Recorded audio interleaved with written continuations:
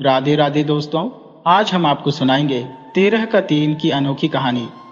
अगर आप हमारे चैनल पर नए हैं तो कृपया चैनल को लाइक, सब्सक्राइब और शेयर करना न भूलें। बहुत पुरानी बात है। एक गांव था जिसका नाम गिरधरपुर था। उसी गांव में सोमपाल नाम का एक व्यक्ति रहता था। वह एक साधारण किसान था जो खेती बाड़ी कर अपने परिवार का भरण पोषण करता था। उसकी सरलता और सादगी उसकी पहचान थी। वह किसी से ज्यादा बातचीत नहीं करता था और न ही किसी के मामलों में दखल देता था। लेकिन उसकी एक खासियत थी, अगर कोई उसे बेवजह तंग करता तो वह बिना बदला लिए नहीं मानता था। ऐसा कहा जाता था कि उसे छेड़ना वैसा ही था जैसे किसी मधुमक्खी के छत्ते में हाथ डाल देना। इसी वजह से गांव के लोग उससे डरते थे और बेवजह उसे परेशान करने की हिम्मत नहीं करते थे। हालांकि यह सब तब होता जब कोई हद से ज्यादा उसे परेशान करता, अन्यथा सोमपाल स्वभाव से बहुत अच्छा और मददगार था। उस जमाने की बात है जब 1 रुपए की कीमत आज के 1000 रुपए के बराबर होती थी। अचानक एक दिन सोमपाल का बैल गंभीर बीमारी से ग्रस्त हो गया और कुछ ही दिनों में उसकी मृत्यु हो गई। अब उसके पास एक ही बैल बचा था और एक बैल से खेती करना बहुत मुश्किल था। वह बेहद चिंतित था क्योंकि दूसरा बैल उसकी जरूरतों के अनुसार मिल नहीं रहा था। बहुत सोचने विचारने के बाद उसने फैसला किया कि वह अपने बचे हुए बैल को बेच देगा और उससे मिले पैसों से एक नई जोड़ी खरीदने की कोशिश करेगा। लेकिन नई जोड़ी खरीदने के लिए उसे थोड़ा कर्ज भी लेना पड़ता, जो उसे साहूकार से लेना होता। सोमपाल अपने मन में हिसाब किताब लगाता हुआ घर पहुंचा और अपनी पत्नी को सारी बात बताई। अगले दिन वह बैल को बेचने के इरादे से शहर जाने की तैयारी करने लगा। उस समय बाजार बहुत दूर हुआ करते थे। गांव के पास कोई बाजार नहीं था। शहर जाने से पहले उसने अपनी पत्नी से पूछा, तुम्हें बाजार से कुछ मंगवाना हो तो बता दो। बैल बेचकर जो पैसे मिलेंगे उसमें से कुछ खर्च करके तुम्हारी जरूरत की चीजें भी ले आऊंगा। पत्नी ने उसे अपनी जरूरत की चीजों की सूची दी और सोमपाल बैल लेकर बाजार की ओर चल पड़ा। रास्ते भर वह अपने मन में गणना करता जा रहा था। उसने तय किया था कि बैल की कीमत 14 रुपए मांगेगा, लेकिन अगर मोल भाव के बाद 13 रुपए भी मिल गए तो वह बेच देगा। उसे उम्मीद थी कि बैल बेचने के बाद कर्ज लेकर वह एक नई जोड़ी बैल खरीद पाएगा। योजना बनाते हुए वह धीरे धीरे अपनी मंजिल की ओर बढ़ रहा था। उसके मन में तमाम विचार उमड़ घुमड़ रहे थे और वह अपनी धुन में खोया हुआ था। अब वह अपने गांव की सरहद पार कर एक अन्य क्षेत्र में पहुंच चुका था, जिसे कंचनपुर गांव के नाम से जाना जाता था। इस गांव में एक नामी गिरामी ठग रहता था, जिसकी पहचान दूर दूर तक फैली हुई थी। लेकिन सोमपाल का स्वभाव ऐसा था कि उसे किसी के काम से कोई सरोकार नहीं था। वह अपने ही ख्यालों में मग्न अपने रास्ते पर चलता जा रहा था। तभी पीछे से एक आवाज आई, अरे भैया, क्या बैल बेचने के लिए ले जा रहे हो? सोमपाल ने पीछे मुड़कर देखा तो रास्ते पर एक व्यक्ति खड़ा नजर आया। वह व्यक्ति बोला, मैं भी बैल खरीदने की सोच रहा हूं, चलिए, अगर यही बात बन जाए तो मुझे भी आगे जाने की जरूरत नहीं पड़ेगी। इस पर सोमपाल ने उत्तर दिया, हाँ भैया, यह तो सही रहेगा। अगर मोल भाव सही हो गया तो मुझे भी दूर जाने का कष्ट नहीं उठाना पड़ेगा। उस आदमी ने पूछा, तो बताइए भैया, ये बैल कितने का है? सोमपाल ने कहा, भैया, मैं इसे 14 रुपए में बेचने की सोच रहा था, लेकिन अगर यही सौदा हो जाए तो इसे 13 रुपए में दे दूंगा, इससे कम में नहीं बेचूंगा। यह सुनकर वह व्यक्ति जोर से हंसा और बोला, 13 रुपए का? भैया, इस बैल में तो मुझे कहीं से भी 13 रुपए की कीमत नहीं दिख रही। इस पर सोमपाल झल्लाकर बोला, तो तुम ही बताओ, तुम्हें यह बैल कितने का लग रहा है? वह व्यक्ति मुस्कुराकर बोला, भैया, मुझे तो यह बैल 2 रुपए का लग रहा है। इतना कहकर वह हंसता हुआ आगे बढ़ गया। उसकी बात सुनकर पीछे पीछे चल रहा एक और ग्राहक भी वहां से आगे बढ़ने लगा। थोड़ी ही दूरी पर उन्हें एक और व्यक्ति खड़ा हुआ दिखाई दिया। उसने सोमपाल को आवाज लगाई, भैया, क्या बैल बेचने के लिए ले जा रहे हो? सोमपाल ने उत्तर दिया, हाँ भैया, इसे बेचने के लिए ही ले जा रहा हो। यह सुनकर वह व्यक्ति प्रसन्नता से बोला, अच्छा, यह बैल बिकाऊ है? तो मैं इसे खरीदना चाहता हूं, क्योंकि मुझे भी बैल की आवश्यकता है। सोमपाल ने कहा, ठीक है भैया, अगर आप खरीदना चाहते हैं तो सौदा कर सकते हैं। उस व्यक्ति ने पूछा, तो भैया, कितने का बेचोगे? सोमपाल ने जवाब दिया, भैया, यह जो मेरे साथ चल रहे भाई साहब हैं, मैंने इन्हें बैल 14 रुपए का बताया, लेकिन अगर यही रास्ते में सौदा तय हो जाए तो मैं इसे 13 रुपए में दे दूंगा, इससे कम कीमत नहीं लूंगा। दूसरा व्यक्ति बोला, भैया, 13 रुपए तो बहुत ज्यादा मांग रहे हो। इस पर सोमपाल ने कहा, तो तुम बताओ, तुम इसे कितने का लेना चाहते हो? उस व्यक्ति ने उत्तर दिया, भैया, मैं तो इसे 2.5 रुपए में खरीदना चाहता हूं।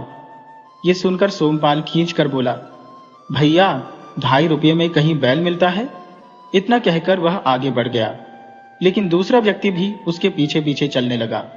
काफी दूर तक चलते चलते तीनों एक घने वृक्ष की छांव के नीचे पहुंचे। वहां एक वृद्ध व्यक्ति आराम से बैठा हुआ था। तीनों अपनी बहस में उलझे हुए आगे बढ़ रहे थे। उनकी बहस सुनकर वृद्ध ने उन्हें टोकते हुए पूछा, भैया, क्या मामला है? तुम लोग आपस में क्यों उलझ रहे हो? इस पर उन दोनों व्यक्तियों ने कहा, बाबा, हम बैल खरीदने बेचने की बात कर रहे हैं। अगर यही सौदा तय हो जाए तो इतनी दूर बाजार जाने की जरूरत नहीं पड़ेगी। सोमपाल ने कहा, बाबा, ये लोग बैल का जो दाम लगा रहे हैं वह बहुत कम है, ये मुझे ठगना चाहते हैं। वृद्ध ने उत्सुकता से पूछा, अच्छा, कितने का मांग रहे हैं? सोमपाल ने पहले व्यक्ति की ओर इशारा करते हुए कहा, यह रुपये 2 में खरीदना चाहता है, और फिर दूसरे की ओर इशारा कर बोला, यह 2.5 रुपये देने को कह रहा है। वृद्ध ने मुस्कुराते हुए कहा, भैया, तुम क्यों इतना परेशान हो रहे हो? तुम खुद बताओ, इस बैल का तुम्हारे हिसाब से क्या उचित मूल्य होना चाहिए? सोमपाल ने उत्तर दिया, बाबा, आप ही बताइए, जो भी सही मूल्य आप तय करेंगे मैं मान लूंगा। वृद्ध ने गंभीरता से कहा, ठीक है, लेकिन याद रखना, मेरा फैसला अंतिम होगा। बाद में तुम लोग अपनी बात से पलटने की कोशिश मत करना। सोमपाल ने आत्मविश्वास से कहा, बाबा, मुझे आप पर पूरा भरोसा है, आप निष्पक्ष निर्णय करेंगे, क्योंकि आप बाहर के व्यक्ति हैं। वृद्ध ने थोड़ी देर सोचकर कहा, देखो भैया, यह बैल ना तो रुपये 2 का है और ना ही 2.5 रुपए का। इसका सही मूल्य रुपये 3 है। इसे रुपये 3 में बेच दो। यह सुनकर जिसने 2.5 रुपए का दाम लगाया था उसने रुपये 3 देकर बैल खरीद लिया। सोमपाल यह देखकर स्तब्ध रह गया। वह गहरी निराशा के साथ उन 3 रुपये को थामे भारी मन से अपने गांव की ओर लौटने लगा। कुछ कदम आगे बढ़ने के बाद उसने मन ही मन सोचा, आखिरी बार अपने बैल को देख ही लो। जब उसने पलटकर देखा तो उसकी आंखें विस्मय से फटी रह गई। वह वृद्ध और दोनों खरीदार बैल को हाँकते हुए ठहाके लगाते चले जा रहे थे। उसकी शंका को जैसे पंख लग गए। वह चुपचाप उनका पीछा करने लगा।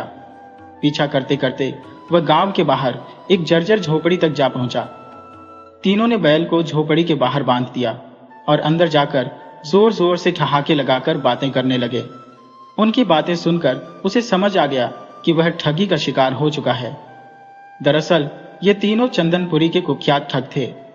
वृद्ध व्यक्ति का नाम हरकू था और वे दोनों खरीदार उसके बेटे गिरधर और नटवर। ये तीनों मिलकर चालाकी से लोगों को ठगने में माहिर थे। इनके कारनामों से पूरा इलाका त्रस्त था। इनकी ठगी के जाल में जो एक बार फंसता वह बचकर निकल नहीं पाता। लेकिन इस बार उन्होंने गलत व्यक्ति से पंगा ले लिया था। कुछ दिनों बाद गिरधर सड़क किनारे नई शिकार की तलाश में खड़ा था। तभी उसने देखा एक औरत घूंघट में लिपटी सड़क पर अकेली चली आ रही थी। उसके कदम डगमगा रहे थे और चेहरे पर आंसुओं की धार बह रही थी। गिरधर ने सहानुभूति दिखाते हुए पूछा, बहन, क्या बात है, तुम क्यों रो रही हो?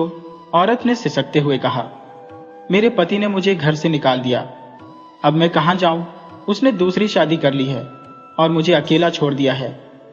गिरधर ने उसे सांत्वना देते हुए कहा, घबराओ मत, मेरे घर चलो, मैं तुम्हें रानी की तरह रखूंगा। औरत ने थोड़ी देर सोचा और फिर कहा, ठीक है, तुम सही कहते हो। अगर मेरा पति दूसरी शादी कर सकता है तो मैं भी किसी और के साथ रह सकती हूँ। गिरधर गर्वित मन से आगे आगे चलने लगा और वह औरत उसके पीछे पीछे। जब वे झोपड़ी के पास पहुंचे तो नटवर वहां मौजूद था।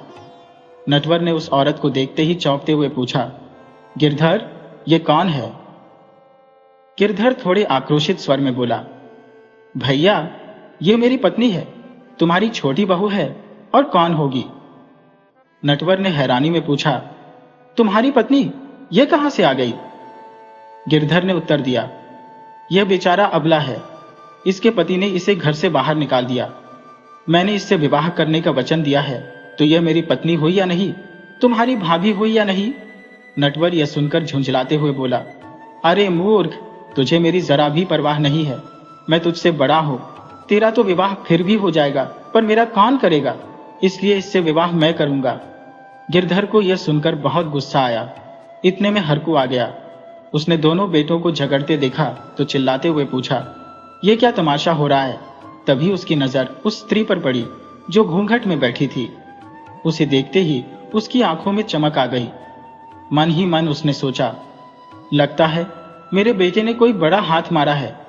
हरकू ने झिड़कते हुए कहा, कमीनो, क्यों लड़ रही हो? गिरधर ने जवाब दिया, देखो बापू, इस लाचार स्त्री को मैं लेकर आया हूं। इसके पति ने इसे घर से निकाल दिया। मैंने वचन दिया है कि मैं इससे विवाह करूंगा। तभी नटवर बीच में बोला, बापू, आप तो देख ही रही हैं, इसका तो विवाह हो जाएगा, पर मेरा कौन करेगा, इसलिए इसे मैं ब्याहूंगा। यह सुनकर हरकू ने माथा पकड़ लिया। उसने गुस्से में दोनों को डांटते हुए कहा, चुप रहो, तुम्हें शर्म नहीं आती? तुम दोनों एक स्त्री को लेकर लड़ रहे हो और अपने बाप का जरा भी ख्याल नहीं आया? कमीनो, तुम चुल्लू भर पानी में डूब मरने लायक हो। जाओ, बाजार से बढ़िया खाने पीने का इंतजाम करो। ये तुम्हारी अम्मा बनेगी, इससे मैं विवाह करूंगा। तुम्हारा तो विवाह होता रहेगा। दोनों बेटे यह सुनकर सख्ते में आ गए, लेकिन बाप की आज्ञा मानने के सिवा उनके पास कोई चारा नहीं था।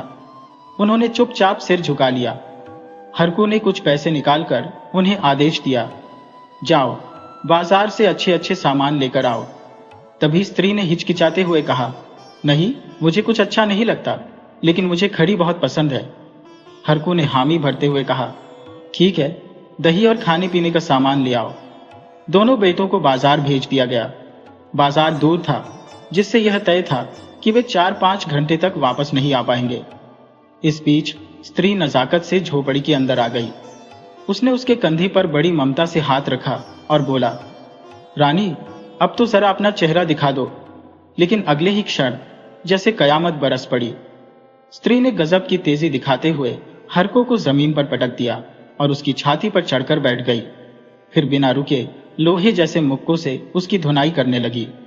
हरकू को संभलने का मौका ही नहीं मिला। उसकी जबरदस्त मार से हरकू दर्द से कराहते हुए हे चिल्लाने लगा। वह स्त्री गजब की फुर्ती से बेलन उठाकर और भी पिटाई करने लगी। हरकू से उसने चीखते हुए पूछा, मैं तेरी जान ले लूंगी, जल्दी बता, तूने धन कहां छुपा रखा है? और फिर उसने 2-3 बेलन और दे मारे। हरकू दर्द से चिल्लाते हुए बोला, तू कौन है? इस पर उसने फिर 2 बेलन और जड़ दिए और बोली, मैं वही हूं जिसकी तूने 3 में कीमत लगाई थी। हरकू की आंखें अब खुल गई थी। उसे एहसास हुआ कि उसकी खैर नहीं अगर उसने कुछ नहीं बताया। कुछ देर बाद स्त्री ने छुपा हुआ धन खोजना शुरू किया और उसे लेकर वहां से भाग गई। हरकू बेदम और दर्द से टूटता हुआ चारपाई पर बंधा पड़ा रहा। प्यास से भी बेहाल था, लेकिन बंधा होने के कारण हिलडुल नहीं पा रहा था। हर जोड़ दुख रहा था। जालिम और निर्दयी महिला ने ऐसे मारा था कि न खून निकला न हड्डी टूटी, पर अंदरूनी चोट बहुत गहरी थी।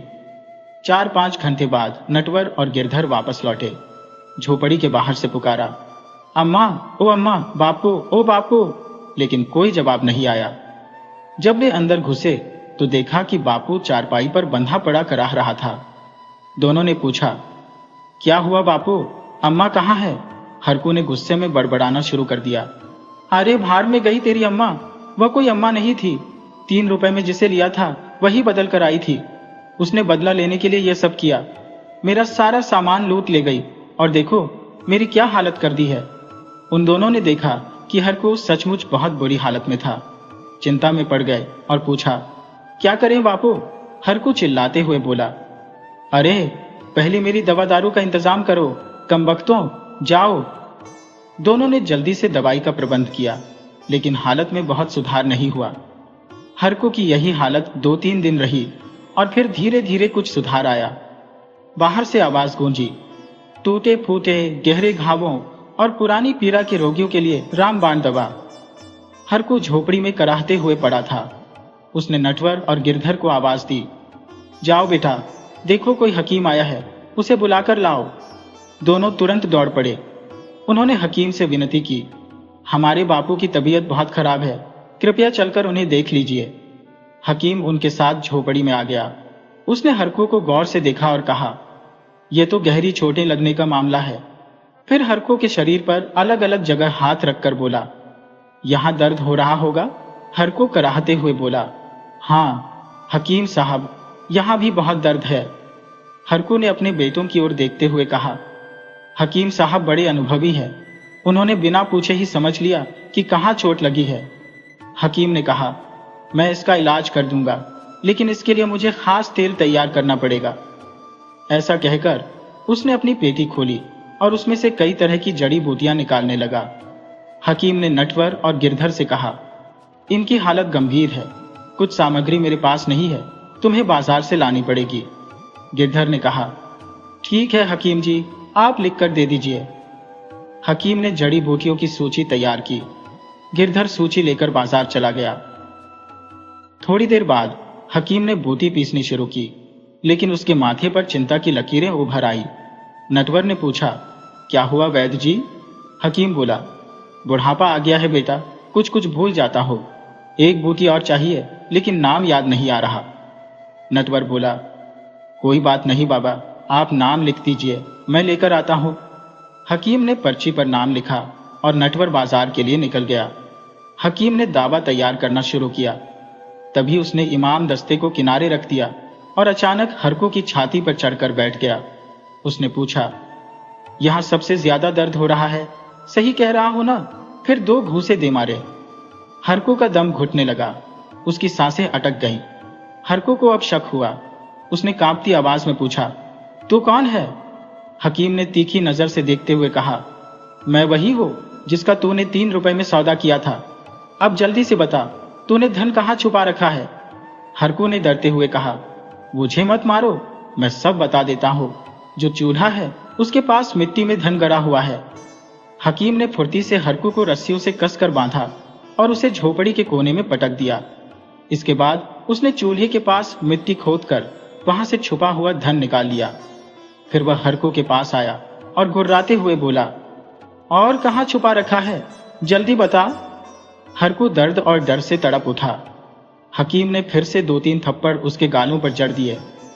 हरकू चीखते हुए बोला, बताता हो, सब बताता हो।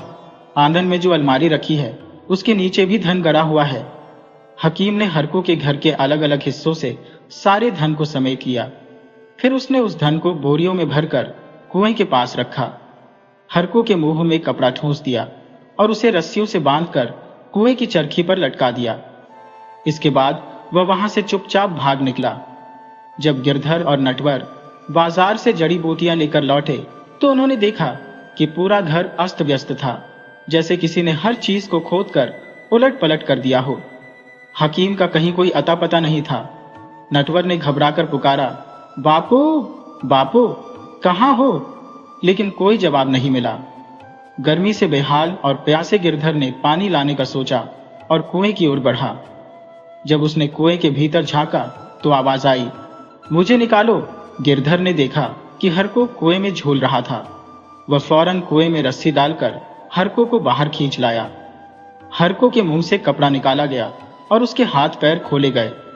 मुश्किल से खड़ा होने के बाद हरकू ने कांपती आवाज में कहा, वो ठग था, वही जिससे हमने 3 रुपए में बैल खरीदा था। उसने कहा है कि मुझे जिंदा नहीं छोड़ेगा और बाद में तुम्हारी भी बारी आएगी। हरकू, गिरधर और नटवर इतने भयभीत हो गए कि उन्होंने गांव छोड़ने का फैसला कर लिया। वे अपनी जमीन, अपना घर छोड़कर दूसरी जगह चले गए। इस घटना के बाद उस इलाके में ठगों का आतंक समाप्त हो गया। गांव वालों को फिर से शांति मिली और अब वे बाजार जाने में डरते नहीं थे। सोमपाल ने ठगों को सबक सिखाया था। जिस बैल का सौदा 3 रुपए में हुआ था, उसने उनके मंसूबों को नाकाम कर दिया। आखिरकार डांग में खुशहाली लौट आई। हर कोई चैन और शांति से रहने लगा।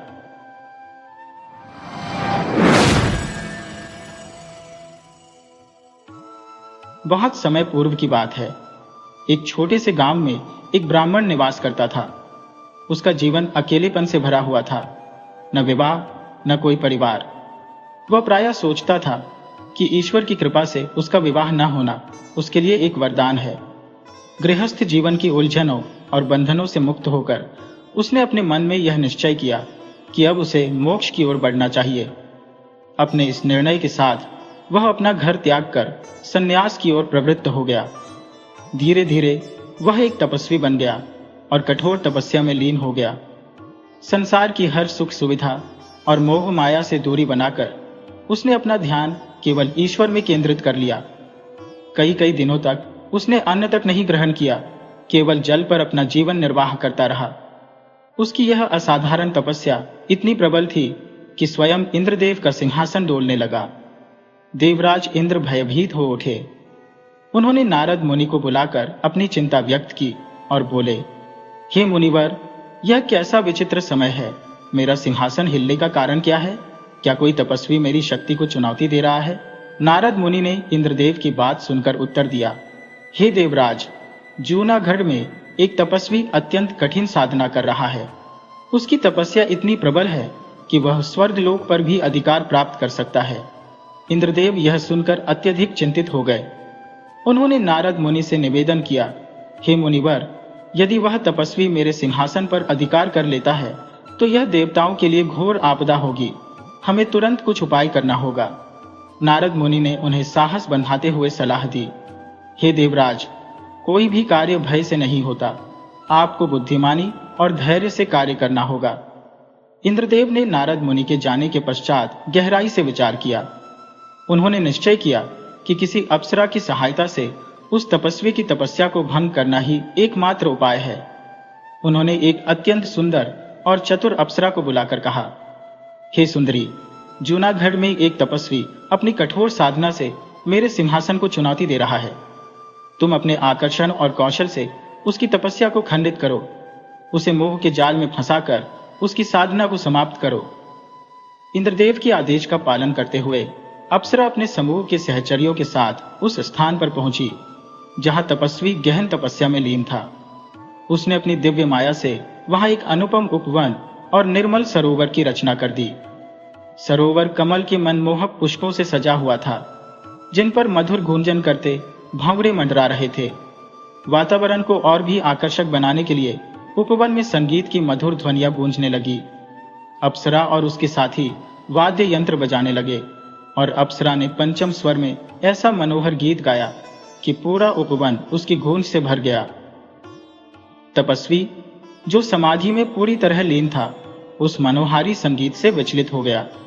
उसका ध्यान भंग हुआ और वह अनायास ही उस दिशा में खींचता चला गया जहां से वह मंत्रमुग्ध कर देने वाली ध्वनि आ रही थी। तपस्वी अपने आसन को त्याग कर अप्सरा के संगीत की ओर आकर्षित होता गया। जब वह अप्सरा के पास पहुंचा तो अप्सरा ने उसे अपनी चितवन से मोहने का प्रयास किया और अपनी आवाज को और भी मधुर बना दिया। अप्सरा के संगीत और रूप की सम्मोहकता ने तपस्वी के मन को पूरी तरह वशीभूत कर लिया। ईश्वर का ध्यान उसे विस्मृत हो गया और वह अप्सरा के प्रति आकृष्ट होकर बोला, हे मृगनयनी, तू कौन है? किस लोक से आई है? तेरा अनुपम सौंदर्य और यह मधुर संगीत मेरे मन को विचलित कर गया है। मैंने अपने पूरे जीवन में ऐसा स्वर और ऐसा रूप कभी नहीं देखा। कृपा कर मुझे फिर से अपना संगीत सुनने का सौभाग्य प्रदान कर। क्या तू इस तपोभूमि पर किसी विशेष कारण से आई है? मुझे अवश्य बता। तपस्वी की बातें सुनकर अप्सरा मधुर मुस्कान के साथ बोली, हे तपस्वी महोदय, मैं स्वर्गलोक से आई हूँ। मेरे स्वामी इंद्रदेव ने मुझे आपकी सेवा करने के लिए यहाँ भेजा है। मेरे लिए परम सौभाग्य की बात है कि मुझे आपके दर्शन प्राप्त हुए। कृपया मुझे आदेश दीजिए कि मैं आपकी इच्छाओं को पूर्ण कर सकूं। मैं यहाँ आपकी सेवा में उपस्थित हूँ। अप्सरा की इन विनम्र और मधुर वाणी को सुनकर तपस्वी का हृदय उल्लासित हो गया। उसने कहा, हे दिव्य सुंदरी, मैंने आज तक इस संसार में तुम्हारे जैसा अनुपम सौंदर्य और ऐसा सुरम्य संगीत कभी अनुभव नहीं किया। तुम्हारा स्वर मेरे मन को ऐसे मोह लेता है जैसे कमल पर भ्रमर। मैं चाहता हूं कि तुम सदा मेरे समक्ष रहो और अपने मधुर संगीत से मेरे हृदय को आनंदित करती रहो। अप्सरा के रूप और संगीत ने तपस्वी को पूरी तरह से अपने वश में कर लिया।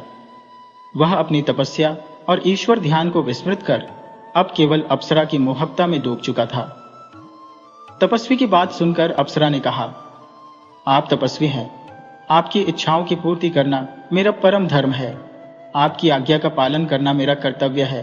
बताइए, मैं आपकी किस प्रकार सेवा कर सकती हूँ ताकि आपको प्रसन्नता प्राप्त हो। अप्सरा की इन विनम्र बातों को सुनकर तपस्वी ने कहा, यदि तुम इस उपवन में रहकर अपने संगीत और संगत से मेरी इच्छाओं की पूर्ति करोगी तो समाज के लोग इसे देखकर उपहास करेंगे। वे कहेंगे कि जो अब तक तपस्वी कहलाता था वह अब एक स्त्री के साथ रह रहा है। इसीलिए यह उचित नहीं होगा कि तुम मेरे साथ खुले स्थान में रहो। यदि तुम किसी अदृश्य स्थान पर रहकर मेरी इच्छाओं की पूर्ति कर सको तो मैं अपने आप को सौभाग्यशाली समझूंगा। तपस्वी की बातों को सुनकर अप्सरा समझ गई कि अब वह उसकी बातों में फंस चुका है। उसे यह भी भान हो गया कि अब इस तपस्वी से कोई खतरा नहीं है और वह आसानी से इंद्रदेव के कार्य को पूरा कर सकती है। उसने कहा, तपस्वी, मैं कोई साधारण स्त्री नहीं हूं, मैं स्वर्गलोक की अप्सरा हूं। आज तक मैंने किसी पुरुष पर मोह नहीं किया, न ही किसी के साथ कोई व्यवहार रखा। यदि आप मेरे साथ सदा व्यवहार करने का वचन दे तो मैं आपकी इच्छा पूरी करने को तैयार हूं, अन्यथा मैं अपने स्थान पर लौट जाऊंगी। अप्सरा की इस बात को सुनकर तपस्वी ने उत्तर दिया, मेरी भी यही इच्छा है। मैं भी अब तक किसी स्त्री पर दृष्टि नहीं डाली और न ही विवाह किया है। यदि तुमसे आजीवन व्यवहार स्थापित हो सके तो इससे उत्तम कुछ नहीं। ये सुनकर अप्सरा बोली, ऐसा सौभाग्य तो केवल आप जैसे महान तपस्वियों को ही मिल सकता है। मैं सदैव आपकी इच्छाओं का पालन करूंगी। अप्सरा ने इंद्रदेव के कार्य को पूर्ण करने के लिए मन ही मन उचित योजना बनाई। उसने अपनी माया से सरोवर के नीचे एक भव्य और अदृश्य भवन का निर्माण किया जो किसी की दृष्टि में नहीं आ सकता था। इस भवन में रहकर उसने तपस्वी के साथ अपना कार्य सिद्ध करना आरंभ कर दिया। उस भव्य भवन के ऊपर एक शांत निर्मल जलाशय विस्तृत था जिसमें अद्वितीय सुंदरता वाले कमल पुष्प अपनी आभा बिखेर रहे थे। उन कमलों पर भंवरे मधुर गुंजार करते हुए जैसे स्वर्गिक संगीत रच रहे थे। भवन की दीवारों और छत पर बहुमूल्य मणियों का श्रृंगार था जिनसे अपूर्व प्रकाश उत्पन्न होता था। यह स्थान समस्त स्वर्गीय सुखों और विलास के साधनों से सुसज्जित था। अप्सरा ने अपने साथियों सहित उस तपस्वी के साथ इस अदृश्य भवन में निवास करना आरंभ किया। उसने अपने साथियों के लिए भी अलग अलग कक्ष बनाए जो उसी भवन में स्थित थे। जब भी तपस्वी को संगीत सुनने की आकांक्षा होती, अप्सरा अपने साथियों के साथ मिलकर गान और वादन का समा बांध देती। उस तालाब के नीचे स्थित भवन, जिसे माया के बल से रचा गया था, अदृश्य और रहस्यमय था। अप्सरा और उसके साथी इस स्थान पर गुप्त रूप से रहते थे। जब भी कोई व्यक्ति उस सरोवर के पास से गुजरता, उसे गाने और वाद्य यंत्रों की मधुर ध्वनियां सुनाई देती। ये ध्वनियां उन रहस्यमयी गतिविधियों का प्रमाण थी जो जल के नीचे के उस अदृश्य भवन में घटित हो रही थी। तपस्वी, जो अपने तप के बल पर अप्सरा को अपने वश में कर चुका था, अब उसी सरोवर के भीतर उसके साथ निवास कर रहा था। इस पूरे परिदृश्य को बाहरी संसार से पूरी तरह छिपाया गया था और कोई भी इसकी वास्तविकता को समझ नहीं सकता था। अगर आपको यह कहानी रोचक और प्रेरणादायक लगी हो तो कृपया हमारे चैनल को लाइक करें, सब्सक्राइब करें और इसे अपने प्रियजनों के साथ शेयर करें। राधे राधे।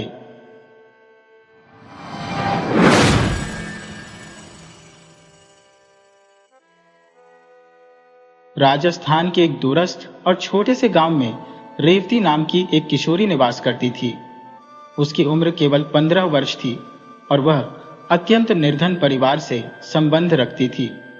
रेवती 3 बहनों में से एक थी और अपने माता पिता के साथ एक छोटी सी झोपड़ी में रहती थी। उनके पिता की आय इतनी सीमित थी कि परिवार का गुजारा कठिनाई से होता था। इस कारण रेवती और उसकी मां दोनों गांव के ठाकुर के यहाँ काम करने जाया करती थी। ठाकुर का बेटा अधिराज सिंह, जो एक प्रतिष्ठित और सामंत परिवार का वारिस था, अपने माता पिता बलवंत ठाकुर और कल्याणी देवी का इकलौता पुत्र था। बलवंत और कल्याणी अपने पुत्र से अत्यधिक स्नेह करते थे। एक दिन बलवंत और कल्याणी देवी मंदिर गए, जहां पंडित जी ने अधिराज की कुंडली देखकर उन्हें यह बताया कि उनके पुत्र की आयु बहुत अल्प है। यह सुनते ही बलवंत और कल्याणी के मन में भय और अशांति का सागर उमड़ पड़ा, क्योंकि उनके पास केवल यही एक संतान थी। उन्होंने पंडित जी से विनती की, कृपया कोई उपाय सुझाइए जिससे हमारे पुत्र की रक्षा हो सके। हम हर संभव प्रयास करेंगे, बस हमारे बेटे पर कोई विपत्ति ना आए। पंडित जी ने उन्हें आश्वस्त किया, आप चिंतित ना हो, मैं इसका समाधान अवश्य ढूंढूंगा और कल आपके हवेली आकर आपको उचित मार्गदर्शन दूंगा। उस रात बलवंत और कल्याणी ने बड़ी कठिनाई से स्वयं को ढाढ़स बंधाया और अपनी हवेली लौट आए। अगली सुबह वे पंडित जी के आगमन की प्रतीक्षा करने लगे। कुछ समय बाद पंडित जी हवेली पहुंचे। उन्हें देखते ही बलवंत और कल्याणी तुरंत खड़े हो गए और व्याकुलता से पूछा, पंडित जी, क्या कोई उपाय मिला? पंडित जी ने गंभीर स्वर में कहा, हाँ, उपाय है। आपके घर के पूर्वजों ने एक कुएं के पास कई निर्दोष लोगों की बलि दी थी और उनके शव उस कुएं में फेंक दिए गए थे। उनकी आत्माएं अभी तक अशांत है। अधिराज को उस स्थान पर जाकर आत्माओं की शांति के लिए पूजा अर्चना करनी होगी। इसके अतिरिक्त आपको एक ऐसी कन्या खोजनी होगी जिसका भाग्य स्वयं ईश्वर ने अपने हाथों से लिखा हो।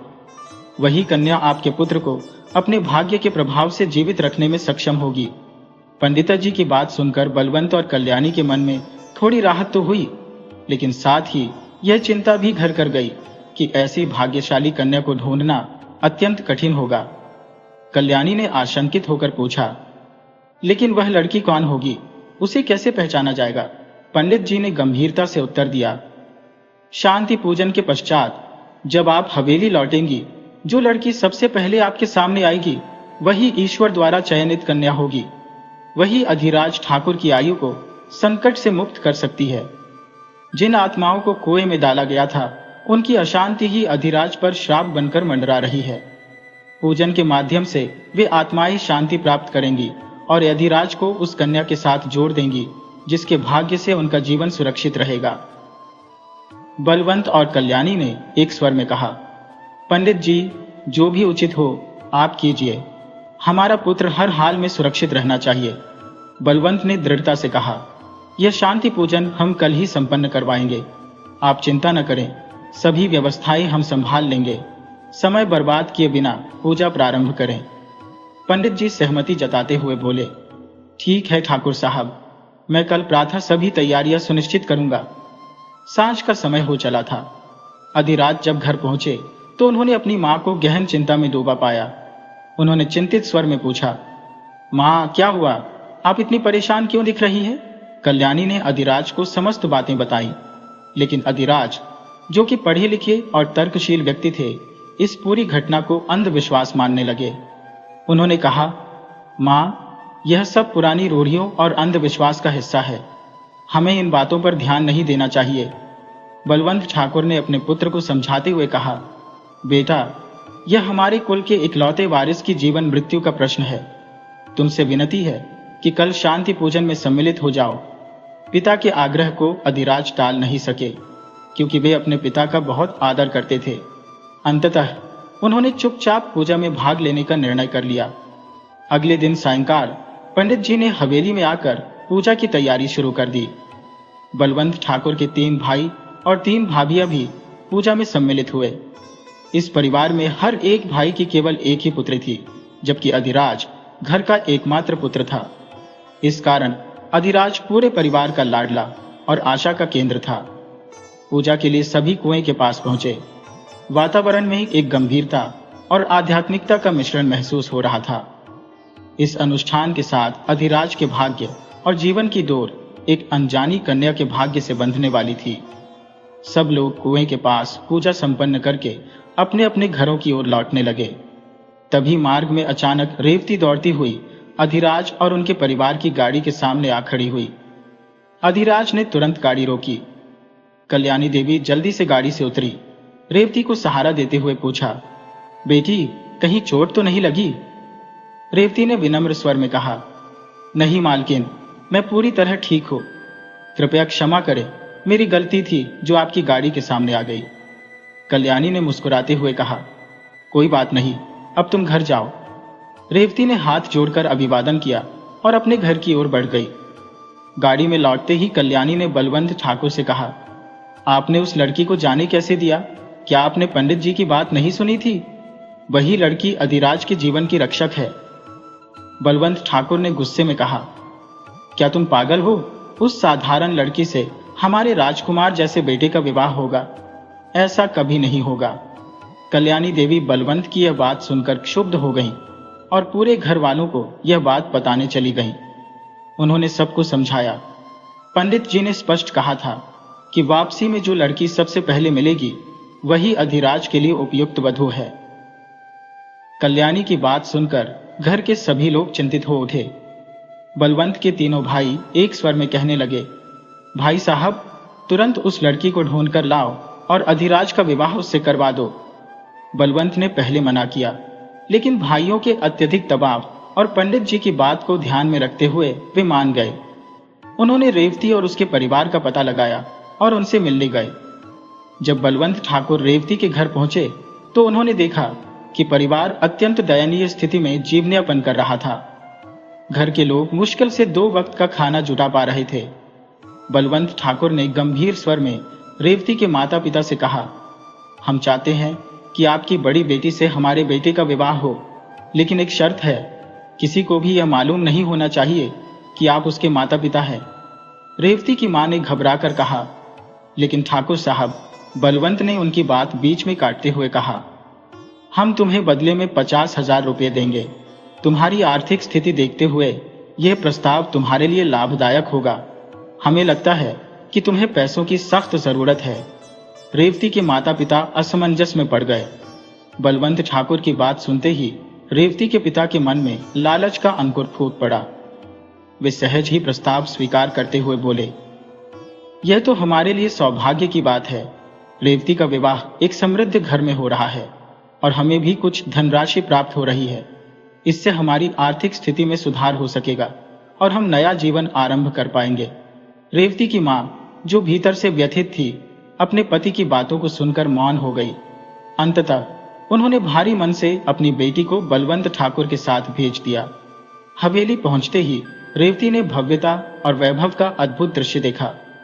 विशाल और आलीशान हवेली के द्वार पर अधिराज की तीनों बहनें विद्या, सुनैना और रीवा खड़ी थी। विद्या और सुनैना के चेहरे पर शिष्टता की आभा थी, किंतु उनका व्यवहार ठंडा और औपचारिक प्रतीत हो रहा था।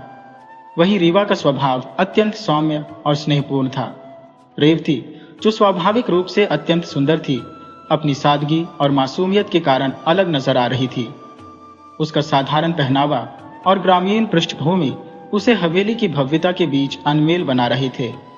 विद्या और सुनैना उसकी ओर उपेक्षा और अवहेलना से देख रही थी, लेकिन रीवा ने उसे स्नेहपूर्वक अपने कक्ष में ले जाकर कहा, तुम यहां मेरे साथ रह सकती हो। शाम को जब अधिराज घर लौटे तो बलवंत ठाकुर ने पूरे परिवार के साथ मिलकर उन्हें विवाह के लिए मनाने का प्रयास किया। अधिराज ने पहले विरोध जताया, किंतु परिवार के दबाव और परंपरा का मान रखते हुए उन्होंने अनमने मन से सहमति दे दी। अगले दिन बलवंत और कल्याणी ने पंडित जी को बुलाकर विवाह की तैयारियों का आदेश दिया। संध्या होते ही मंदिर में सब व्यवस्था पूर्ण हो गई। रेवती, जो अब रीवा के दिए हुए सुंदर वस्त्रों में सजकर आभूषणों से सुसज्जित थी, अत्यंत मनमोहक लग रही थी। उसे देखकर कल्याणी देवी और परिवार के अन्य सदस्य उसकी सरलता और सुंदरता की प्रशंसा करने लगे, किंतु अधिराज ने एक बार भी उसकी ओर दृष्टि नहीं डाली। विवाह की रस्में संपन्न हुई, किंतु विवाह के पश्चात भी रेवती रीवा के कक्ष में ही रहने लगी। अधिराज ने उसे अपनी पत्नी के रूप में स्वीकार नहीं किया। परिवार के अन्य सदस्य भी रेवती के साथ नौकरानी जैसा व्यवहार करते थे। केवल कल्याणी और रीवा ही थी जो उसे स्नेह और सम्मान देती थी। रीवा और रेवती के समान आयु और सरल स्वभाव ने दोनों को घनिष्ठ सहेलियों में परिवर्तित कर दिया। रेवती, जो अपने नए जीवन में तिरस्कृत और उपेक्षित थी, रीवा की स्नेह और सहानुभूति से थोड़ी सांत्वना पाती रही। कल्याणी रेवती को अपनी पुत्री के समान स्नेह देती थी। यद्यपि रेवती घर के कार्यों में नौकरानी की भांति जुट जाती थी, परंतु कल्याणी उसे बार बार मना करती। वह कहती, बेजा, तुम्हें यह सब करने की आवश्यकता नहीं है। तुम इस घर की बहू हो। यहाँ इतने सारे नौकर नौकरानियां हैं, वे यह सब कर लेंगे। रेवती विनम्रता से उत्तर देती, माँ जी, मुझे इन कार्यों में कोई आपत्ति नहीं होती। मैं तो पहले भी ऐसे अनेक कार्य करती रही हूँ। यह सुनकर कल्याणी उसके सिर पर ममता भरा हाथ रखकर चुपचाप वहां से चली जाती। इसी दौरान अधिराज सामने से आते हैं और नौकर शंभू को पानी लाने के लिए पुकारते हैं। जब शंभू वहां नहीं मिलता तो रेवती स्वयं पानी लेकर आती है। जी पानी। रेवती की आवाज सुनते ही अधिराज समझ जाते हैं कि यह रेवती है। वह ठहर कर पूछते हैं, शंभू कहाँ गया? रेवती उत्तर देती है, जी वह यहाँ नहीं है। अधिराज उसकी बात सुने बिना ही आगे बढ़ जाते हैं और एक बार भी उसकी ओर नहीं देखते। एक दिन पंडित जी रेवती और अधिराज को मंदिर में बुलाते हैं।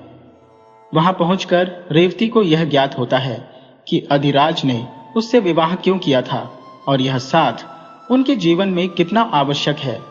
मंदिर में अधिराज एक गहरे स्वर में बोलते हैं, मैं पहले पढ़ाई के लिए बाहर गया था।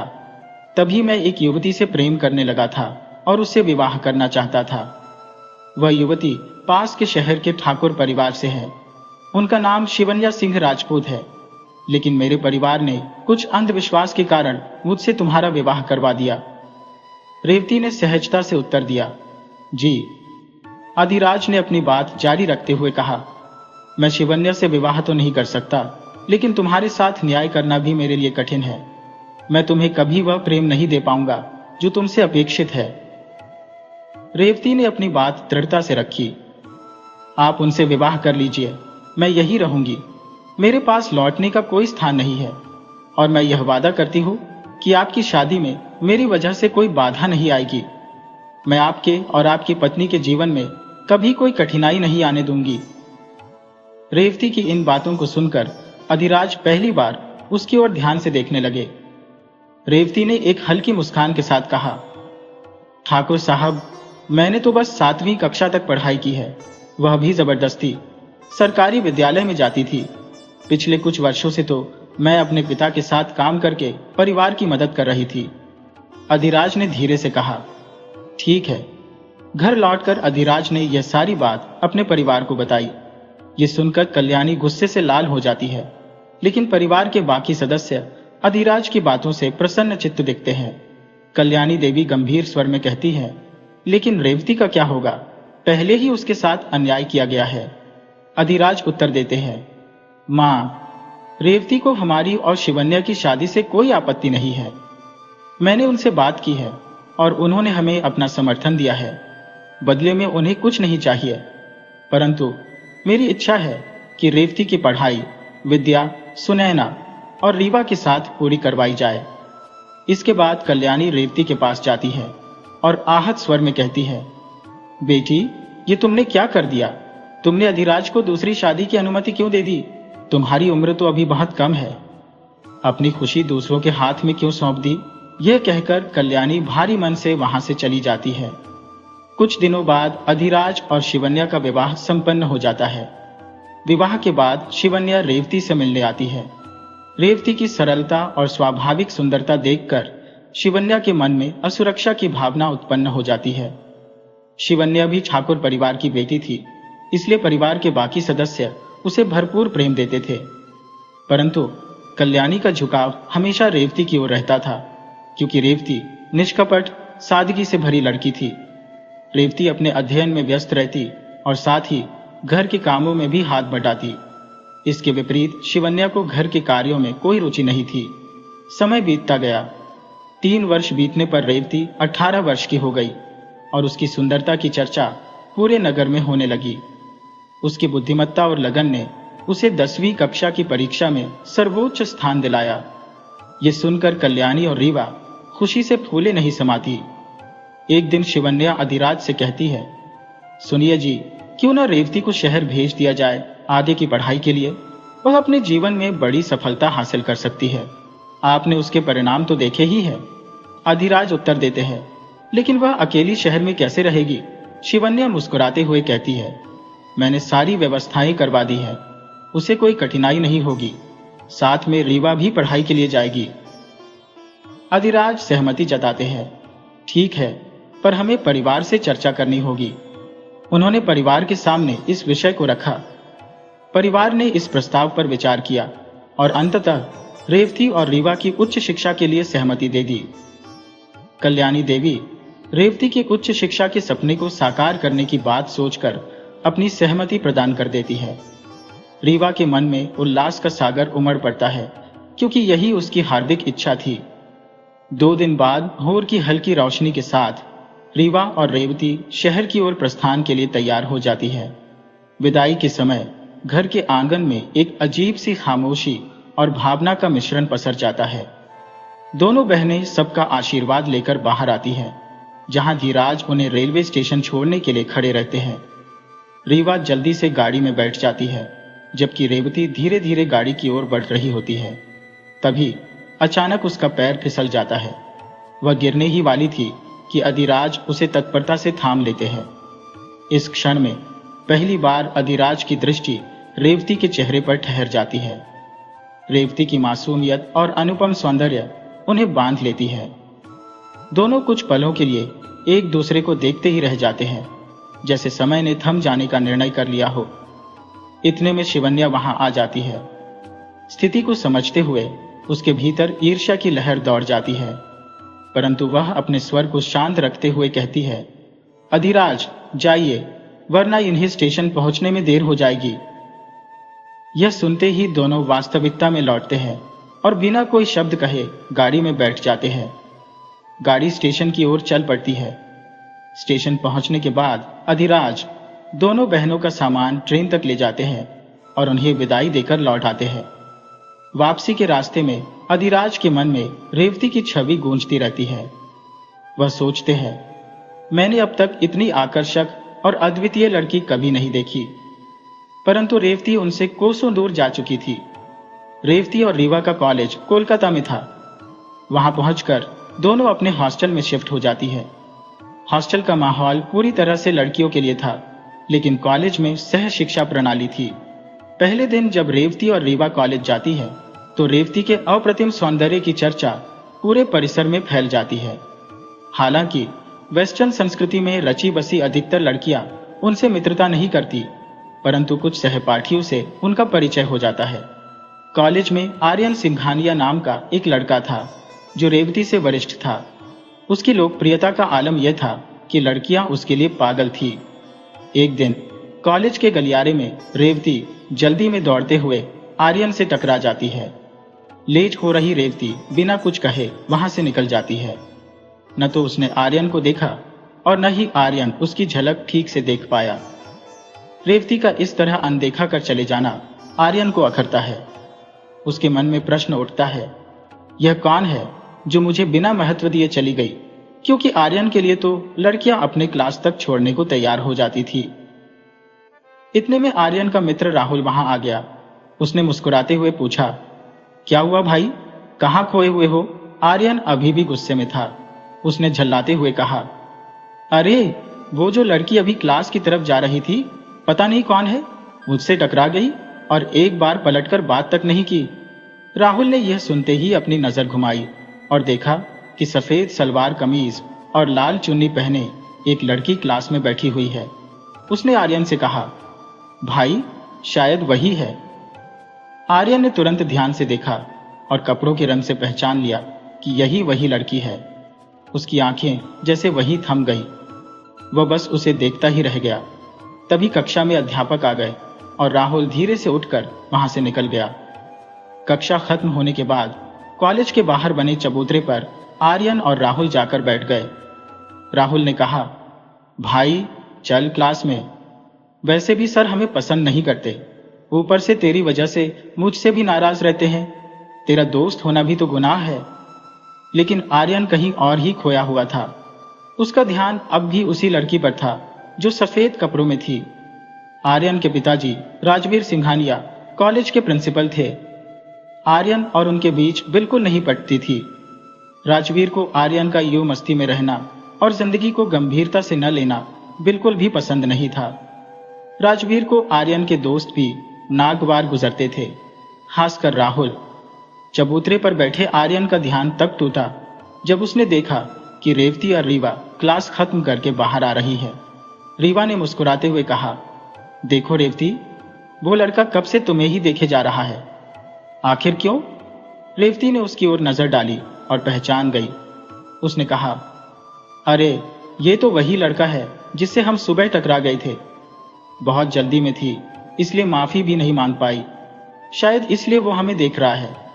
रीवा ने कहा, अच्छा हो सकता है, तो क्या तुम्हें उससे माफी मांगनी चाहिए? रेवती ने कहा, शायद हाँ। रीवा ने तुरंत कहा, ठीक है, तो मैं भी तुम्हारे साथ चलती हूँ। रेवती और रीवा दोनों आर्यन की ओर बढ़ी। आर्यन उन्हें अपनी ओर आते देख थोड़ा घबरा गया और इधर उधर देखने लगा, मानो किसी बहाने की तलाश में हो। रेवती ने पास पहुंचकर कहा, सुनिए। आर्यन थोड़ा झेपते हुए बोला, कि कौन? मैं? क्या आप मुझे बुला रही हैं? रेवती बोली, जी हाँ। आर्यन ने मुस्कुराते हुए कहा, हाँ बताइए। रेवती ने धीमे स्वर में कहा, हम सुबह के लिए आपसे क्षमा याचना करने आए हैं। हम बहुत जल्दी में थे और आपसे माफी मांगने का अवसर भी नहीं मिला। आर्यन ने हल्के से हंसते हुए कहा, सॉल्व फॉर व्हाट? रेवती ने थोड़ा झिझकते हुए उत्तर दिया, आज सुबह हम आपसे टकरा गए थे और बिना क्षमा मांगे चले गए, इसके लिए खेद है। आर्यन ने सहजता से जवाब दिया, अरे कोई बात नहीं, गलती मेरी भी थी, मैं भी ठीक से नहीं देख रहा था, ऐसा होता रहता है। ये सुनकर पास खड़ा राहुल और अन्य मित्र आश्चर्यचकित रह गए। आर्यन, जो कभी अपनी गलतियों को स्वीकार नहीं करता था, आज बिना अपनी गलती के भी माफी मांग रहा था। रेवती अपनी बात कहकर जाने लगी। तभी आर्यन ने आवाज लगाई, आपका नाम क्या है? रेवती ने पलटकर कहा, मेरा नाम रेवती है। आर्यन ने मुस्कुराते हुए कहा, मेरा नाम आर्यन है और मैं आपका सीनियर हूं। अगर आपको कभी किसी चीज की आवश्यकता हो तो बेहिचक मुझसे कहना। यह सुनकर रेवती और रीवा ने मुड़कर देखा और मुस्कुराते हुए कहा, धन्यवाद, लेकिन अभी हमें किसी चीज की जरूरत नहीं है। ये कहकर वे वहां से चली गई। राहुल ने मजाकिया लहजे में कहा, क्या बात है भाई, तू तो कुछ ज्यादा ही शरीफ हो रहा है। धीरे धीरे आर्यन रोज रेवती को देखने लगा और फिर एक दिन उसने हिम्मत जुटाकर रेवती से अपने दिल की बात कह दी कि वह उसे प्रेम करता है। रेवती सुनकर हतप्रभ रह गई। तभी रीवा ने उसे समझाया, भाई, जिंदगी किसी पर नहीं रुकती। आर्यन अच्छा लड़का है, वह तुम्हें खुश रखेगा। लेकिन रेवती चुप रही और बिना कुछ कहे वहां से चली गई। कुछ समय बीता। एक दिन कुछ लड़के रेवती को परेशान कर रहे थे। आर्यन ने यह देखा और उन लड़कों को सबक सिखाया। धीरे धीरे आर्यन की सहायता और उसका समर्पण रेवती के दिल को छूने लगा और आखिरकार दोनों ने एक दूसरे के प्रति अपने प्रेम को स्वीकार कर लिया। जब रेवती ने यह बात अधिराज को बताई तो वह अत्यंत आनंदित हुए। उन्होंने यह समाचार पूरे परिवार को सुनाया, परंतु परिवारजन तुरंत पंडित की कही हुई पुरानी बातों को स्मरण कर बोले, यह तो असंभव है, हम यह विवाह नहीं करा सकते। अधिराज ने संयम रखते हुए कहा, पंडित जी ने जो पूर्व में कहा था वह त्रुटिपूर्ण था। मुझे ज्ञात है कि आप मेरी बात पर विश्वास नहीं करेंगे, अतः मैं स्वयं पंडित जी को भी साथ लाया हूं। पंडित जी ने परिवार को स्पष्ट किया, जिस कुंडली को देखकर दोष बताया गया था वह अधिराज की नहीं थी, वह किसी अन्य व्यक्ति की कुंडली थी, जिसका नाम भी संयोगवश अधिराज था। वास्तविक कुंडली में कोई भी दोष नहीं है। यह सुनकर परिवार ने राहत की सांस ली। उन्होंने रेवती का विवाह पूर्ण रीति रिवाजों के साथ अपनी बेटी के समान अधिराज से कर दिया। इस निर्णय ने रेवती और अधिराज दोनों को अत्यधिक प्रसन्नता से भर दिया। रेवती ने विवाह के उपरांत अपनी शिक्षा को पूर्ण किया और एक उत्तम नौकरी में स्थान प्राप्त किया। वह अब अपने जीवन साथी के साथ प्रसन्नता से रहने लगी, लेकिन कहीं न कहीं उसके मन में अपने माता पिता के प्रति क्रोध बना रहा। उन्हें वह इस बात के लिए क्षमा नहीं कर सकी कि उन्होंने अपने ही हृदय के टुकड़े को इस प्रकार त्याग दिया। रेवती के माता पिता ने उसकी पीड़ा को कभी समझने का प्रयास नहीं किया। उन्होंने यह भी विचार नहीं किया कि उनकी बेटी ने किन परिस्थितियों का सामना किया होगा। यही कारण था कि रेवती ने उनसे मिलने का विचार भी कभी नहीं किया और अपने ससुराल में शांति और सुखपूर्वक जीवन व्यतीत करने लगी। दोस्तों, यदि यह कहानी आपके मन को छू गई हो तो कृपया हमारे चैनल को लाइक करें, सब्सक्राइब करें और इसे अपने मित्रों के साथ शेयर करें। राधे राधे।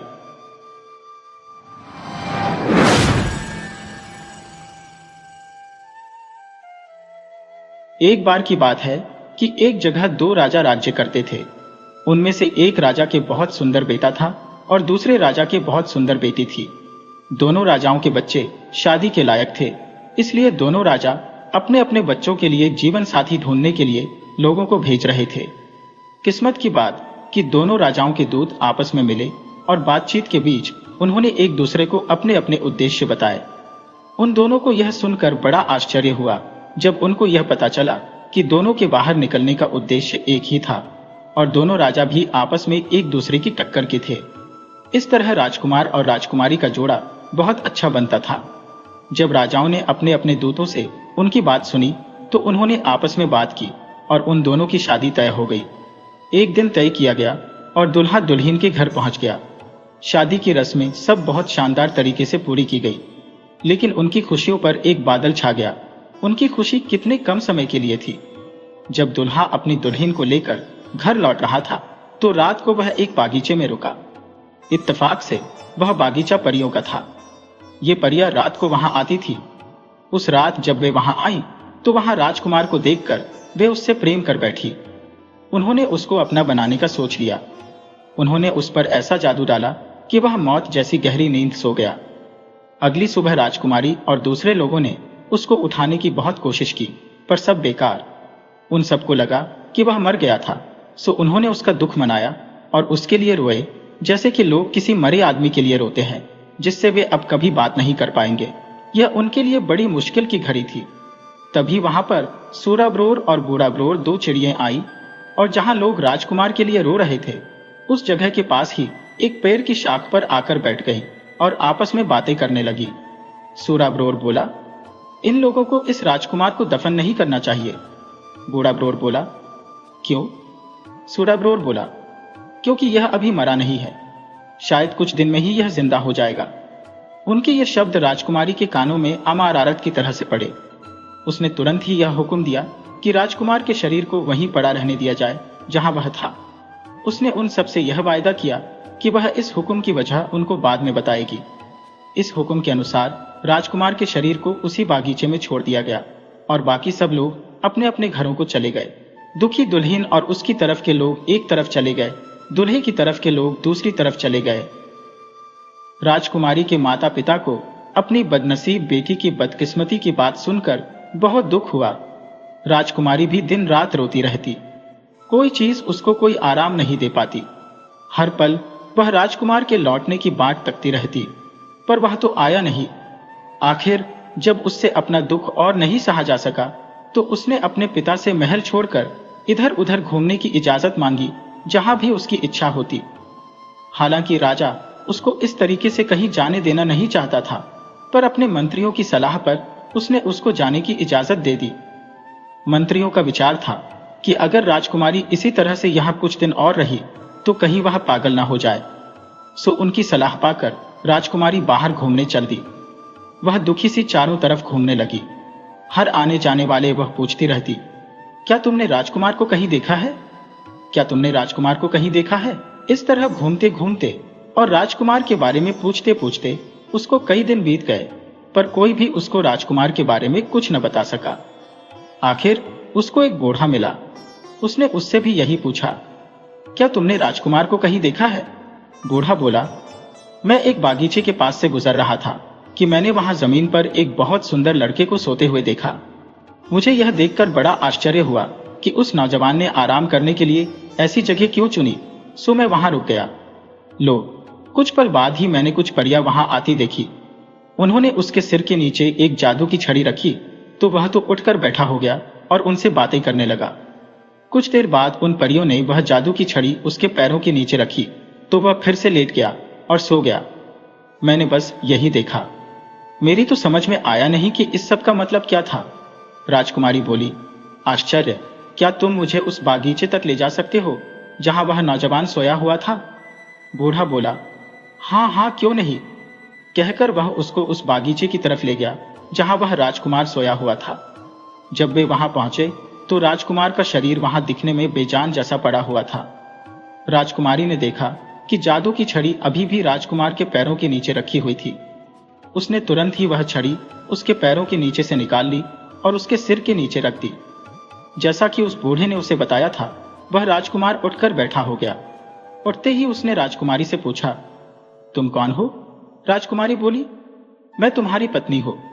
क्या तुम मुझे नहीं जानते? राजकुमार ने पूछा, तुम यहां आई कैसे? राजकुमारी बोली, इन बूढ़े बाबा की सहायता से। कहकर उसने उस बूढ़े की तरफ इशारा कर दिया जो डर के मारे कुछ दूरी पर खड़ा था। वह फिर बोली, आओ, उठो और जल्दी से इस भयानक जगह से कहीं दूर चलो। राजकुमार बोला, अफसोस, मैं नहीं जा सकता। परियों को मेरे यहां न होने का बहुत जल्दी ही पता चल जाएगा। वे मेरे पीछे पीछे आकर मुझे ढूंढ लेंगी और मुझे मार देंगी। अगर तुम मुझे प्यार करती हो तो यह छड़ी तुम मेरे पैरों के नीचे रख दो और यहां से चली जाओ। नहीं, कभी नहीं, ऐसा नहीं हो सकता। राजकुमार बोला, तो फिर ऐसा करो कि तुम इस पेड़ के खोखले तने में छिप जाओ, क्योंकि तुम यहां सुरक्षित नहीं हो। परिया यहां कभी भी आ सकती है। राजकुमारी ने वैसा ही किया। जैसे ही वह पेड़ के खोखले तने में जाकर छिपी परिया वहां आई, उनमें से एक बोली, यहां किसी आदमी की खुशबू आ रही है। दूसरी बोली, लगता है यहां कोई आदमी आया है।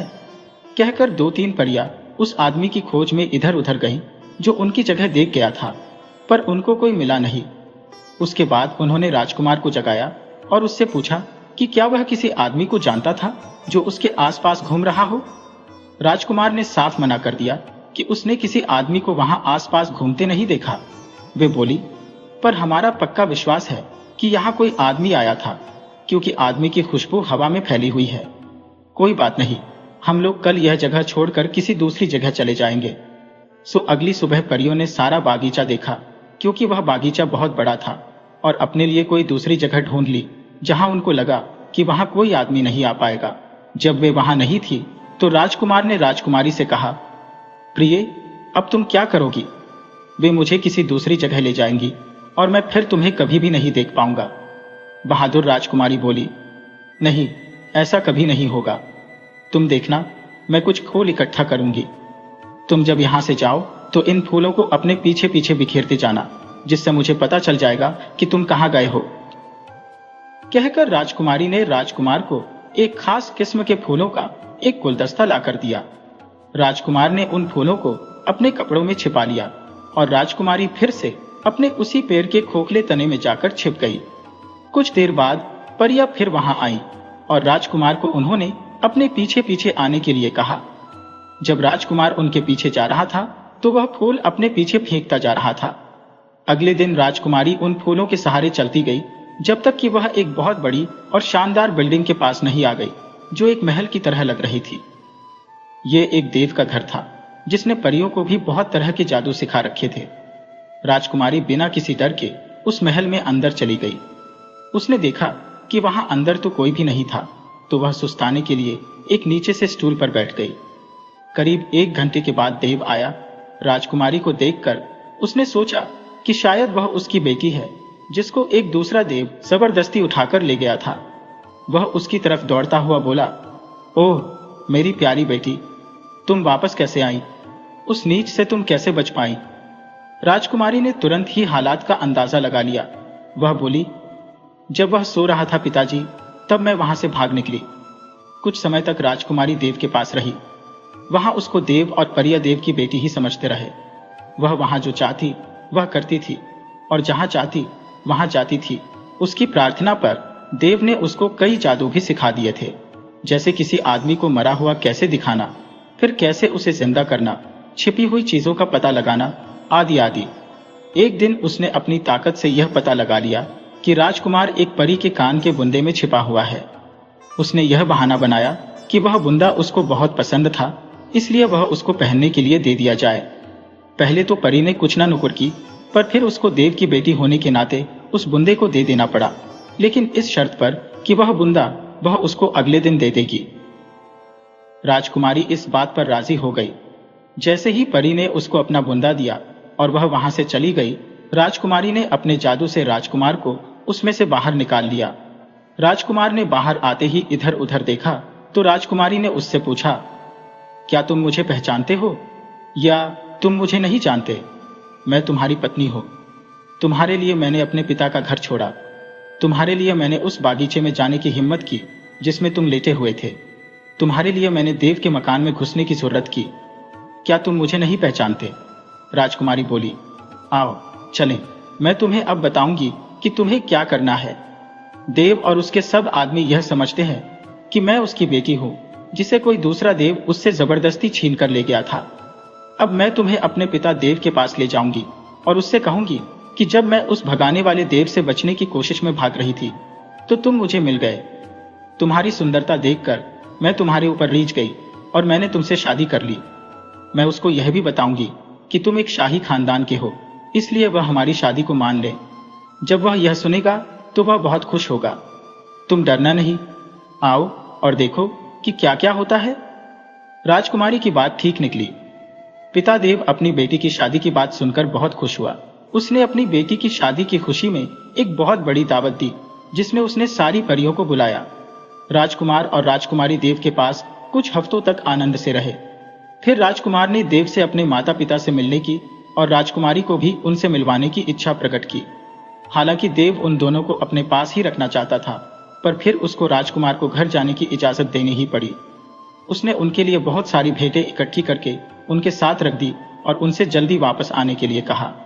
और बहुत सारी चीजों के अलावा उसने उनको एक पीठ भी दिया, जिस पर जो कोई बैठ जाता था वह उसको उसकी मनचाही जगह पहुंचा देता था। ये राजकुमार और राजकुमारी के लिए तो बहुत ही काम की चीज थी। उन्होंने उस पीठ में अपना खजाना भरा और उसके ऊपर बैठकर देव और सारी परियों को विदा कहकर राजकुमारी के पिता के राज्य चले गए। वे जल्दी ही वहां पहुंच गए, क्योंकि राजा की बेटी घर वापस लौट आई थी और उसका पति भी मरा नहीं था, जिंदा था और ठीक था और उसके साथ था। सो उस दिन महल में ही नहीं बल्कि सारे शहर में बहुत खुशियां मनाई गईं।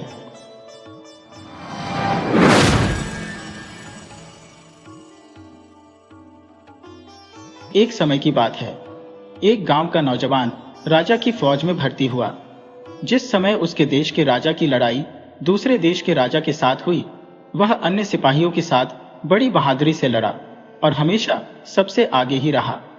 जब तक लड़ाई चलती रही उसकी जिंदगी ठीक तरह चलती रही। पर जब दूसरे देश के राजा ने शांति का ऐलान किया तो अचानक ही लड़ाई बंद हो गई।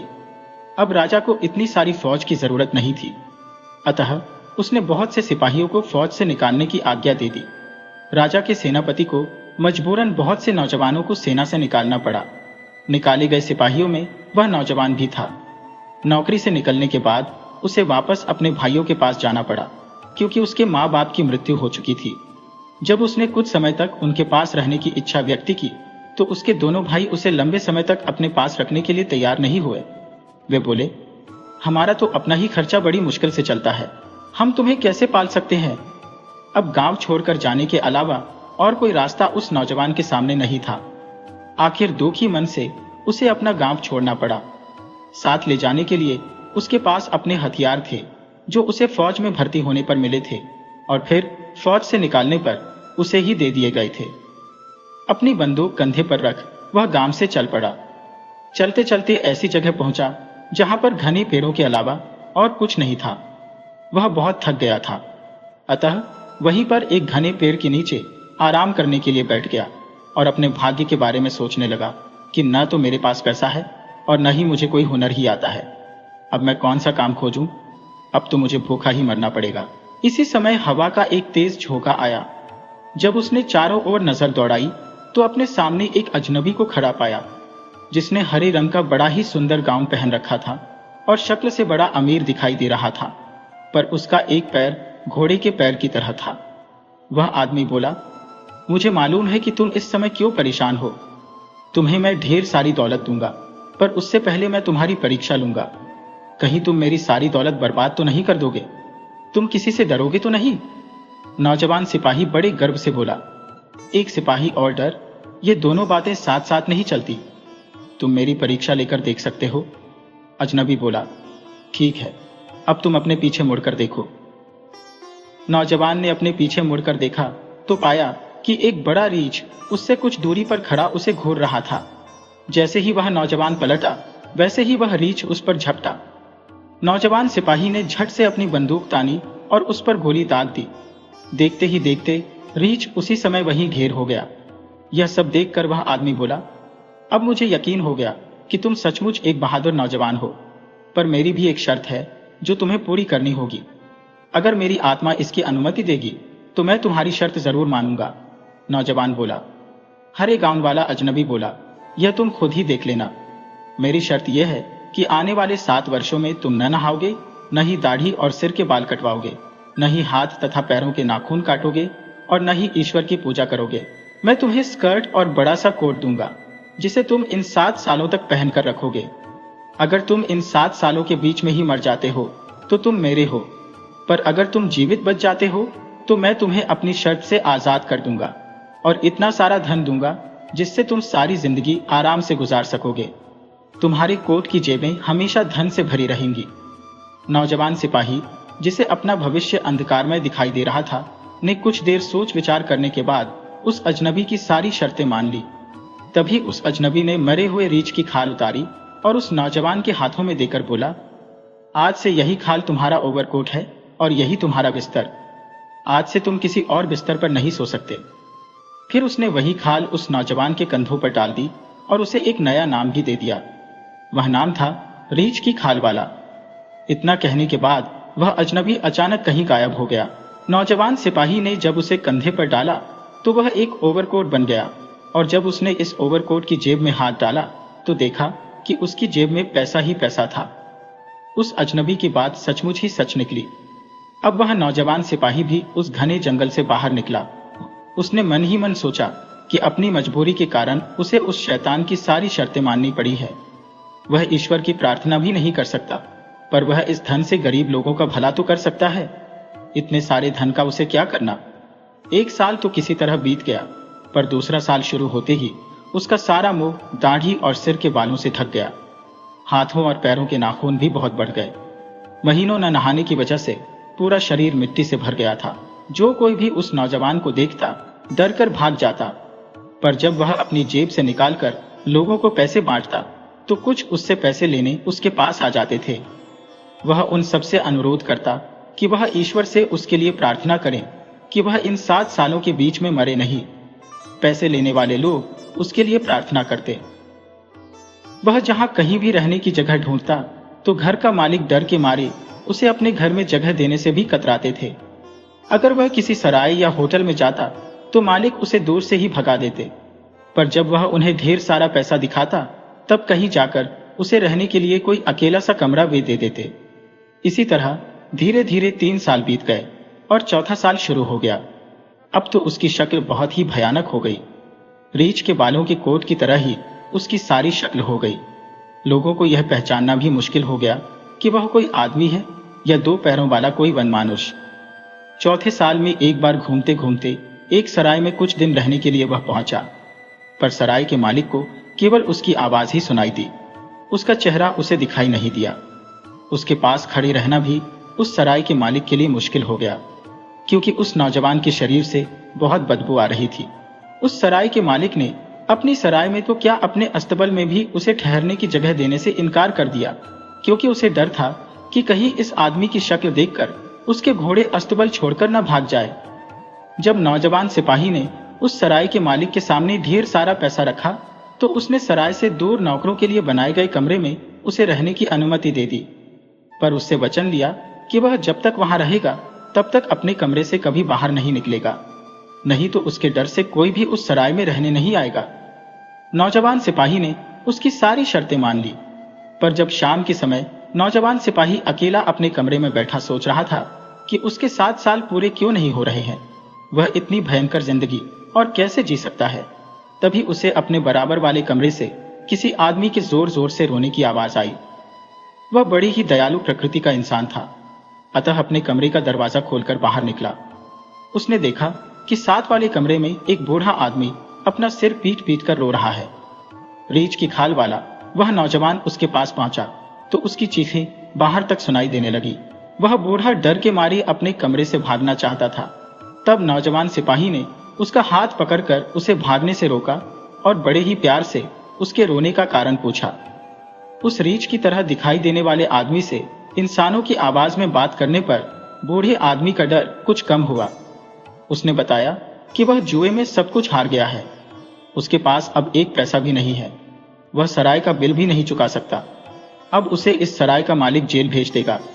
वह नौजवान बोला, तुम पैसों की चिंता मत करो, मेरे पास बहुत पैसा है।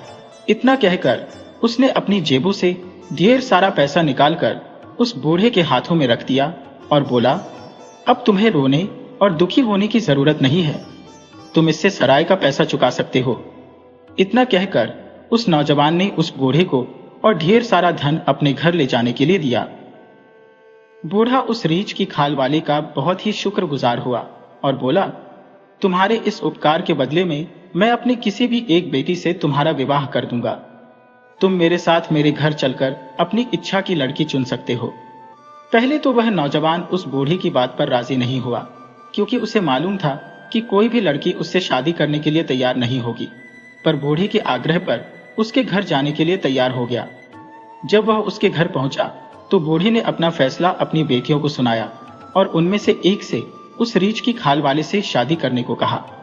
जब दोनों बड़ी लड़कियों ने उस रीछ की खाल वाले को देखा तो डर से चीखती हुई बाहर भाग गई और अपने पिता की बात को मानने से साफ इनकार कर दिया।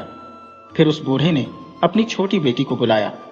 वह उस रीछ की खाल वाले से शादी करने के लिए तैयार हो गई, क्योंकि इसी आदमी ने उसके पिता को जेल जाने से बचाया था और उसे ढेर सारा धन भी दिया था। उसे लगा कि यह आदमी जरूर कोई भला इंसान होगा, नहीं तो कौन किसकी सहायता करता है। नौजवान ने अपने हाथ की अंगूठी उतारकर उस लड़की को दे दी और उसकी अंगूठी खुद पहन ली और फिर वह उस लड़की से बोला, मैं तुमसे अभी शादी नहीं कर सकता, क्योंकि मुझे अभी इसी हालत में रहकर 3 साल और गुजारने हैं। अगर मैं इन 3 सालों में मर गया तो तुम पूरी तरह से आजाद हो। अगर मैं जीवित रहा तो आकर तुमसे शादी करूंगा, पर मेरे लिए ईश्वर से प्रार्थना करो कि मैं जिंदा रहूं। इतना कहकर वह उस बूढ़े आदमी के घर से चल पड़ा। उस भोली भाली लड़की ने उसी दिन से उसे अपना पति मान लिया और निर्णय किया कि वह तब तक काले कपड़े ही पहनेगी जब तक वह उसका होने वाला पति वापस आकर उससे शादी नहीं करता। उसकी दोनों बड़ी बहनें उसका मजाक बनाती और उससे कहती, तू भी कितनी भोली है, वह कोई आदमी है, वह तो 2 पैरों वाला रीछ है, वह तुझे कभी भी मार डालेगा, तो पिता की बातों में मत आ। एक वनमानुष से भी कोई शादी कर सकता है। पर उस लड़की को ईश्वर पर पूरा भरोसा था। उसे विश्वास था कि ईश्वर जो भी करेगा अच्छा ही करेगा। अतः वह चुपचाप उनकी बातें सुनती रहती। वह सदैव ईश्वर से अपने होने वाले पति की लंबी आयु के लिए प्रार्थना करती रहती। इधर वह रीछ की खाल वाला नौजवान 3 सालों तक इधर से उधर भटकता रहा और गरीबों को दोनों हाथों से धन बांटता रहा। धीरे धीरे वह भयानक समय भी खत्म होने को आया। 7वें साल के आखिरी दिन वह नौजवान फिर से उसी घने पेड़ों वाले जंगल में आ पहुंचा और वहीं पर एक पेड़ के नीचे बैठकर हरे रंग के गाउन वाले अजनबी की प्रतीक्षा करने लगा। उसे बैठे अभी थोड़ी ही देर हुई थी कि एक आंधी आई और वह हरे गाउन वाला अजनबी उसके सामने आकर खड़ा हो गया। बोला, तू जीत गया, तू मेरी तरफ से आजाद है, अब तू जहां चाहे जा सकता है। रीछ की खाल वाला नौजवान बोला, अभी तुम कहां जाते हो? मुझे पहले मेरी पुरानी शक्ल वापस करो। अजनबी ने खुद रीछ की खाल वाला उसका कोट उतारा, उसे नहलाया और उसकी दाढ़ी तथा सिर के बाल काटे, हाथ पैर के नाखूनों को काटा, फिर उसे नए कपड़े पहनने को दिए और बोला, तेरी जेबें हमेशा ही पैसों से भरी रहेंगी, क्योंकि इन 7 सालों में तूने दिल खोलकर गरीबों की सहायता की है। इतना कहकर वह शैतान जैसे आया था वैसे ही अचानक गायब हो गया। अब वह नौजवान सुंदर कपड़ों में बिल्कुल राजकुमार लग रहा था। अब उसे उस लड़की की याद आई जिससे 3 साल पहले उसने शादी करने का वादा किया था। उसने लड़की की अंगूठी अपनी जेब में रखी और 4 घोड़ों की बग्घी में बैठकर उस बूढ़े के घर की ओर चल पड़ा। जब वह उस बूढ़े के घर पहुंचा तो उसे बूढ़े की सबसे बड़ी बेटी मिली, जो उसे देखती ही रह गई और मन ही मन उससे विवाह करने की सोचने लगी। पर वह उसे वहीं छोड़कर सबसे छोटी बेटी को ढूंढने लगा। तभी उसे उस बूढ़ी की मझली लड़की मिली। वह भी उससे शादी करने की बात सोचने लगी, पर उससे बिना कुछ बोले वह नौजवान आगे बढ़ गया और अंत में एक छोटे से कमरे में पहुंचा, जहां उसकी होने वाली पत्नी काले कपड़े पहनकर ईश्वर की पूजा कर रही थी। वह चुपचाप उसके पास पहुंचा और उसकी अंगूठी उसके सामने रख दी। लड़की अंगूठी देखकर पहचान गई कि यह वही आदमी है जिससे शादी करने के लिए वह राजी हो गई थी। लड़की ने भी अपनी अंगुली से अंगूठी निकालकर उसके हाथ पर रख दी। वह लड़की उस नौजवान का इतना सुंदर रूप और अमीरी देखकर हैरान रह गई। जब लड़की ने नौजवान से इसके बारे में पूछा तो उसने पूरी कहानी सुना दी। लड़की ने दया के लिए हृदय से ईश्वर को धन्यवाद दिया। इधर वह नौजवान जब अपनी होने वाली पत्नी का हाथ पकड़कर कमरे से बाहर आ रहा था तो दोनों बड़ी बहनें तैयार होकर उससे मिलने आ रही थी। पर जब उन्हें पता चला कि वह रीछ की खाल वाला व्यक्ति है तो उन्हें अपने ऊपर बहुत गुस्सा आया। गुस्से और नफरत से भरी बड़ी बहन ने घर के पास वाले कुएं में कूदकर और बीच वाली बहन ने पेड़ पर लटककर आत्महत्या कर ली। शादी के अगले दिन जब उनके दरवाजे पर दस्तक हुई तो नौजवान ने दरवाजा खोलने पर देखा कि वही शैतान उसके सामने खड़ा है। उसे देखकर हरी गांव वाला शैतान बोला, देख, तेरी एक जान के बदले मैंने दो जानें ले ली। ये दोनों लड़कियां ईर्ष्या और नफरत की आग में खुद ही जल गई और तू अपने साहस, दया तथा धैर्य की वजह से इस आग से बच गया। इतना कहकर वह शैतान फिर गायब हो गया।